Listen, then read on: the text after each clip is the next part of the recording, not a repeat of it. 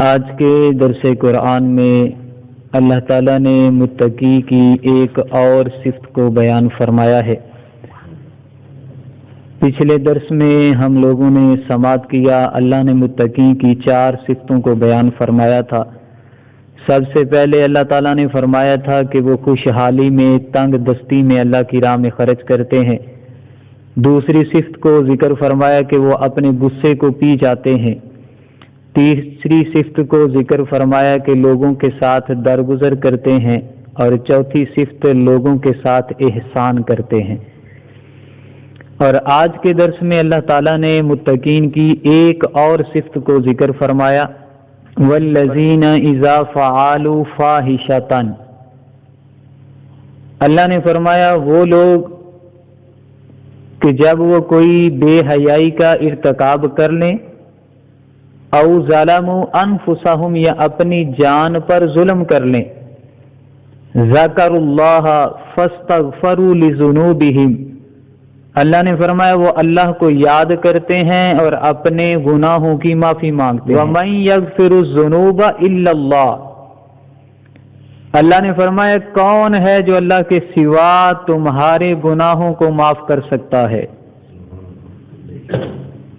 اب اللہ تعالیٰ نے یہاں پر جو متقی کی صفت کو ذکر فرمایا وہ یہ ہے کہ جب ان سے بے حیائی کا ارتکاب ہو جائے یا اپنی جان پہ ظلم ہو جائے تو پھر وہ اللہ کا ذکر کرتے ہیں اور اپنے گناہوں کی معافی مانگتے ہیں۔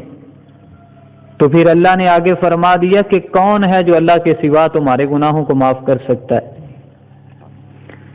تو متقی ہمیشہ جب بھی کوئی ان سے برا کام ہو جائے، خطا ہو جائے، تو وہ اللہ تعالیٰ سے معافی مانگتے ہیں۔ کوئی گناہ ہو گیا، کوئی بے حیائی کا ارتکاب ہو گیا تو فوراً ہی اللہ تعالیٰ سے معافی بھی مانگتے ہیں، شرمندہ بھی ہوتے ہیں اور اللہ تعالیٰ کا ذکر بھی کرتے ہیں، اور تاکہ اللہ تعالیٰ اس کے ان گناہوں کو بھی معاف فرما دے۔ یہ آیت کی شان نزولی یہ ہے، 2 طرح کا ذکر کیا گیا۔ سب سے پہلے یہ ہے کہ تہان نامی ایک شخص تھا اور وہ کھجور فروش تھا، یعنی کھجوریں بیچتا تھا۔ اس کے پاس ایک حسین عورت آئی تو اس نے کھجوریں لینے کے لیے آئی تو اس نے کہا کہ یہ کھجوریں اچھی نہیں ہیں، میرے گھر میں جو کھجوریں ہیں وہ میرے پاس اچھی پڑی ہوئی ہیں۔ وہ عورت اس کے ساتھ چلی گئی گھر میں کھجوریں لینے کے لیے، تو اس نے جا کے اس عورت کا ایک تو بوسہ لے لیا اور دوسرا اسے اپنے ساتھ چمٹا لیا۔ تو اس عورت نے کہا کہ اللہ سے ڈرو۔ اس نے فوراً چھوڑ دیا اور وہاں سے اٹھا اور سیدھا نبی علیہ الصلوۃ والسلام کی بارگاہ میں آ گیا اور عرض کی، یا رسول اللہ صلی اللہ علیہ وسلم، میرے ساتھ یہ واقعہ پیش آیا ہے۔ تو اللہ تعالیٰ نے تب اس آیت کو ذکر فرمایا کہ والذین اذا فعلوا فاحشۃ، فرمایا جب بھی ان سے کوئی بے حیائی کا ارتکاب ہو جائے، اپنی جانوں پہ ظلم کر لیں، تو وہ اللہ تعالیٰ کو یاد کرتے ہیں اور اپنے گناہوں کی معافی مانگتے ہیں۔ اور دوسری اس آیت کی شان نزولی یہ ہے کہ 2 شخص تھے، ان میں بہت زیادہ محبت تھی، 2 آدمیوں میں بہت پیار تھا ان کا۔ تو ایک جو ہے وہ جہاد کرنے کے لیے گیا تو دوسرے کو اس نے اپنا سارا گھر سپرد کر دیا اور آپ جہاد کرنے کے لیے چلا گیا۔ تو وہ جو مجاہد تھا اس کی ایک دن بیوی نے اس سے کہا کہ بھئی جاؤ تم گوشت لا کے دو، تو وہ گوشت لینے کے لیے چلا گیا۔ جب لے کے واپس آیا تو اس عورت نے گوشت پکڑنے کے لیے ہاتھ بڑھایا تو اس نے اس کا بوسہ لے لیا۔ تو فوراً اس بات پہ ندامت بھی آئی اور شرمندہ بھی ہوا اور جنگل کی طرف چلا گیا۔ وہ جب مجاہد لوٹ کے آیا نا تو اس نے آ کے پوچھا کہ میرے دوست کا کیا حال ہے؟ کہا کہ ایسے دوست کو چھوڑو کہ جو تمہاری امانت میں خیانت کر رہا ہے۔ تو وہ مجاہد وہاں سے اٹھا، جنگل میں گیا، اسے ڈھونڈا اور نبی پاک صلی اللہ علیہ وسلم کی بارگاہ میں لے کے گیا۔ تو نبی پاک صلی اللہ علیہ وسلم کی جب بارگاہ میں لے کے گیا تو تب اللہ تعالیٰ نے اس آیت کو نازل فرمایا کہ والذین اذا فعلوا فاحشۃ او ظلموا انفسہم ذکروا اللہ فاستغفروا لذنوبہم۔ اللہ نے فرمایا کہ جب وہ کوئی بے حیائی کا ارتکاب کر لیں یا اپنی جانوں پہ ظلم کر لیں تو وہ اللہ کا ذکر کرتے ہیں اور اپنے گناہوں کی معافی مانگتے ہیں، اللہ ان کے گناہوں کو معاف فرما دیتا ہے۔ تو یہ دو طرح کی شان نزولی ہے، اور ایک یہ بھی ذکر ہے کہ ایک دن صحابہ اکرام نے عرض کیا ہے اللہ کے نبی، بنی اسرائیل کے جو لوگ تھے وہ ہم سے زیادہ اللہ کے نزدیک مکرم تھے۔ اس کی وجہ یہ تھی کہ جب کوئی وہ گناہ کرتے تھے ان کے دروازے کی چوکھٹ پہ لکھ دیا جاتا تھا کہ بھئی اپنا کان کاٹ لو، اپنا ناک کاٹ لو تو تمہارا گناہ جو ہے وہ معاف کر دیا جائے گا۔ تو کہا، عرض کی ہے اللہ کے نبی وہ تو ہم سے زیادہ اللہ کے نزدیک مقرب ہوئے۔ تو نبی پاک صلی اللہ علیہ وسلم نے خاموشی اختیار کی، تو تب اللہ تعالیٰ نے اس آیت کو نازل فرمایا۔ تو نبی پاک صلی اللہ علیہ وسلم نے فرمایا، اے میرے پیارے صحابہ، میں تمہیں خوشخبری نہ دوں اس سے بہتر چیز کی؟ فرمایا کہ اللہ نے فرمایا والذین اذا فعلوا فاحشۃ او ظلموا انفسهم ذکروا اللہ فاستغفروا لذنوبہم، کہ جب وہ اپنی جانوں پہ کوئی بے حیائی کا ارتکاب کر لیں، اپنی جانوں پہ ظلم کر لیں، تو وہ اللہ تعالیٰ کو یاد کرتے ہیں اور اپنے گناہوں کی معافی مانگتے ہیں، اللہ ان کے گناہوں کو معاف فرما دیتا ہے۔ نبی پاک صلی اللہ علیہ وسلم دعا کیا کرتے تھے کہ اے میرے مولا مجھے ان لوگوں میں کر دے، اے میرے مولا مجھے ان لوگوں میں کر دے کہ جب وہ کوئی نیک کام کریں تو خوش ہوتے ہیں، اور جب کوئی برا کام کریں تو فوراً استغفار کرتے ہیں۔ یعنی نبی پاک صلی اللہ علیہ وسلم کی زندگی کا معمول یہ ہے۔ حضرت عائشہ صدیقہ رضی اللہ تعالیٰ عنہ فرما رہی ہیں کہ نبی پاک صلی اللہ علیہ وسلم تو اللہ سے دعا کیا کرتے تھے کہ اے میرے مولا مجھے ان لوگوں میں کر دے کہ جب وہ کوئی نیکی کرتے ہیں تو اس پہ خوشی کا اظہار کرتے ہیں کہ اے میرے مولا تو نے مجھے نیکی کی توفیق دے دی، اور جب کوئی گناہ کرتے ہیں تو اس پہ استغفار کرتے ہیں، اپنے گناہ کی معافی مانگتے ہیں۔ تو نبی پاک صلی اللہ علیہ وسلم بھی یہ دعا کیا کرتے تھے، تو آج ہمارا بھی حق بنتا ہے۔ وہ تو معصوم عن الخطا تھے، گناہوں سے بالکل پاک تھے، پھر بھی ہمیں سمجھانے کے لیے، درس دینے کے لیے یہ اللہ تعالیٰ سے دعا کرتے تھے۔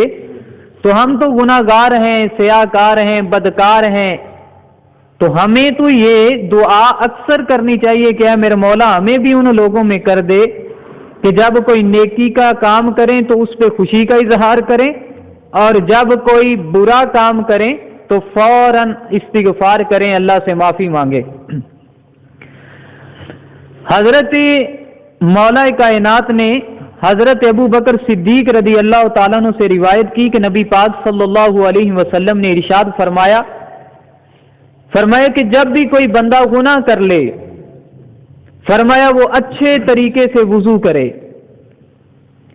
پھر وہ کھڑا ہو اور 2 رکعت نماز ادا کرے اور اپنے گناہوں کی معافی مانگے، اللہ تعالیٰ اس کے گناہوں کو بخش دے گا۔ یعنی یہ نبی پاک صلی اللہ علیہ وسلم نے توبہ کرنے کا طریقہ ارشاد فرمایا ہے۔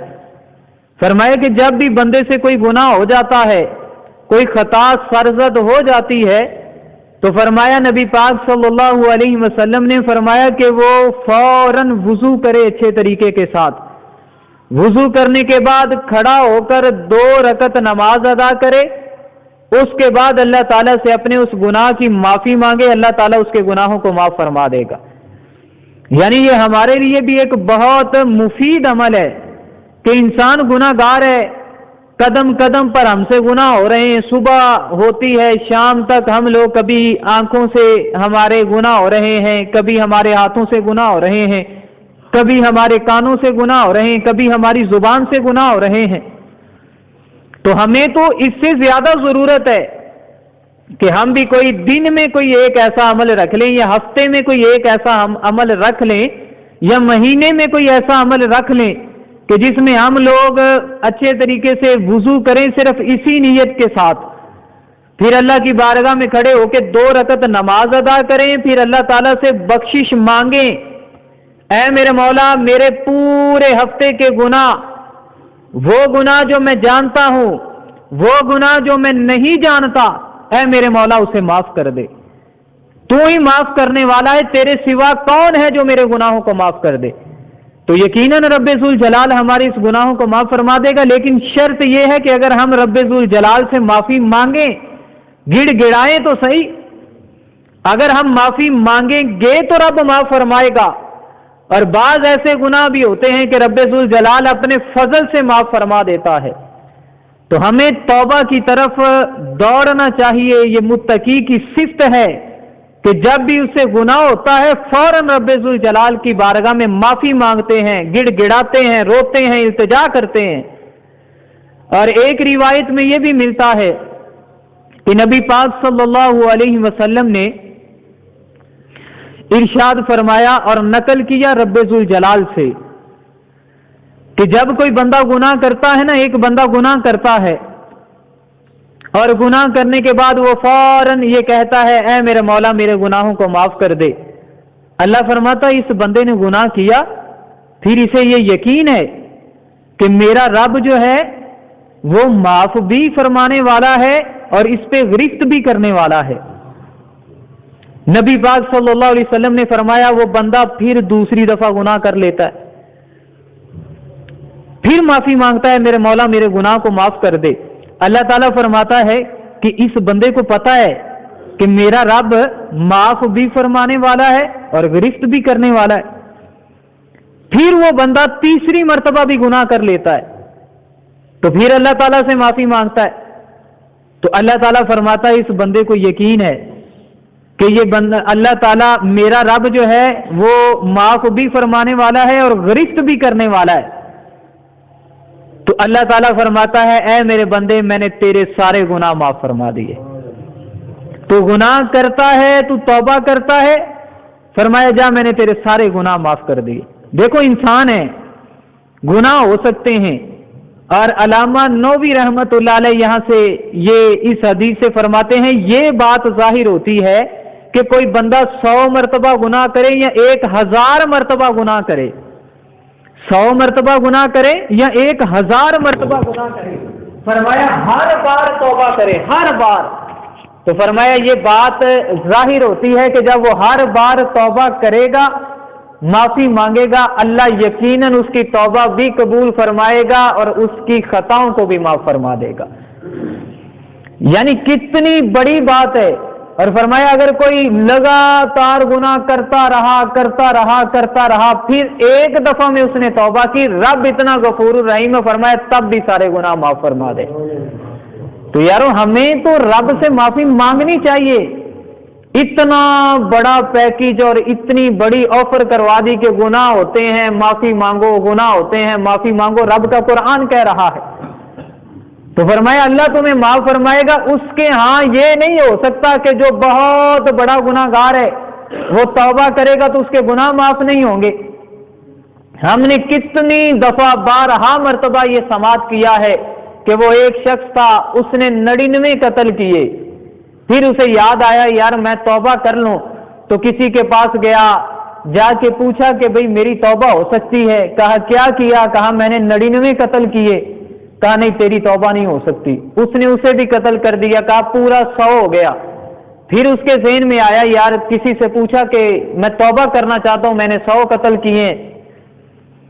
اس نے کہا ہاں تیری توبہ ہو سکتی ہے، تیری توبہ ہو سکتی ہے، وہاں فلاں اللہ کے نیک بندے رہتے ہیں ان کے پاس چلا جا، یقیناً اللہ تیری توبہ قبول فرما لے گا۔ ابھی اس نے سفر شروع کیا ہے، جا رہا ہے، رستے میں جاتے ہوئے اس دنیا سے چلا گیا۔ میں رب کا غفور الرحیم ہوں نا، آپ کو بتا رہا ہوں کہ رب کتنا غفور الرحیم ہے۔ ابھی جا رہا ہے، 100 قتل کیے ہیں، 1 نہیں 2 نہیں 3 نہیں 4 نہیں 10 نہیں 20 نہیں 50 نہیں 100 قتل کیے ہیں۔ 100 قتل کرنے کے بعد اب اللہ نے اسے توفیق دی کہ وہ اپنے گناہوں کی معافی مانگ لے۔ اب اس کے ذہن میں خیال آیا کہ مجھے معافی مانگنی چاہیے، مجھے رب ذوالجلال کی بارگاہ میں گڑ گڑانا چاہیے، سجدہ ریز ہونا چاہیے اس امید پر کہ رب میرے گناہ کو معاف فرما دے گا۔ تو کہا اللہ کے نیک بندوں کی طرف چل پڑا ہے، ابھی پہنچا نہیں، آدھا رستہ بھی اس نے عبور نہیں کیا کہ کیا ہوا کہ ملک الموت آئے اور اس کی روح قبض کر کے لے گئے۔ موت آ گئی, چلا گیا اس دنیا سے. یہاں پہ جہنم کے بھی فرشتے آ گئے اور جنت کے بھی آ گئے. جنت والوں نے عرض کی کہ میرے مولا ہم اسے ساتھ لے کے جائیں گے, اس لیے کہ یہ اللہ کے نیک بندوں کی طرف چل پڑا ہے. جہنم والوں نے کہا نہیں نہیں, ہم اسے ساتھ لے کے جائیں گے کیونکہ اس نے 100 قتل کیا ہے. رب نے فیصلہ فرمایا تم اس طرح کرو کہ جگہ کو ناپ لو, دیکھ لو کہ یہ زیادہ اللہ والوں کے اگر قریب ہے تو پھر اسے جنت والے لے جائیں, اگر اس کا فاصلہ زیادہ دور ہے تو فرمایا پھر جہنم والے لے جائیں. تو جب ناپا گیا تو حقیقت میں وہ ابھی اللہ والوں سے زیادہ دور تھا, لیکن اللہ تعالیٰ نے زمین کو سکڑا دیا. کس لیے؟ کہ رب چاہتا تھا کہ اس بندے کی بخشش ہو جائے. کیوں؟ یہ توبہ کے لیے نکل پڑا ہے. تو انبیاء کے غلاموں ہمیں یہ سوچنا چاہیے, گریبان میں جھانک کے دیکھنا چاہیے کہ رب تو اتنا غفور رحیم ہے کہ اگر کوئی 100 دفعہ بھی قتل کرے پھر معافی مانگے, رب تو اسے معاف فرما رہا ہے. تو آج ہم کہیں کہ ہم نے عبادت بھی نہیں کرنی, ہم نے رب کو راضی بھی نہیں کرنا, ہم نے رب ذوالجلال کی بارگاہ میں سجدہ ریز بھی نہیں ہونا, تو رب نے اس کے لیے چیلنج فرما دیا قیامت تک, وَمَن يَغْفِرُ الذُّنُوبَ إِلَّا اللَّهُ. اللہ نے فرمایا کون ہے جو تیرے رب کے سوا تیرے گناہوں کو معاف فرما دے؟ کوئی اور در نظر آتا ہے جو تجھے معاف کروا دے یا معاف کر دے؟ فرمایا ہاں در مصطفیٰ پہ چلے جاؤ, اگر وسیلہ دے دیں گے, سفارش کر دیں گے تو فرمایا تمہارے گناہوں کو معاف فرما دوں. تو ہمیں تو آفریں ملی ہیں, تو ہمیں اب غور کرنے کی ضرورت ہے. دیکھو ہر انسان سے گناہ ہو جاتا ہے, کوئی چاہے جتنا مرضی بڑا ہے چھوٹا ہے, ہر بندے سے گناہ ہو جاتا ہے. گناہوں کا انسان پتلا جو ہوا تو گناہ سر زد ہو جاتا ہے. ہمیں زندگی میں محاسبہ کرنا چاہیے, اللہ سے معافی مانگنی چاہیے. رب کی رحمت بڑی وسیع ہے, یقیناً رب ذوالجلال ہمارے گناہوں کو معاف فرما دے گا. دعا گو ہوں کہ رب ذوالجلال ہمیں اپنے اعمال پہ غور کرنے کی توفیق عطا فرمائے, صبح و شام رب ذوالجلال کی عبادت کرنے کی توفیق عطا فرمائے.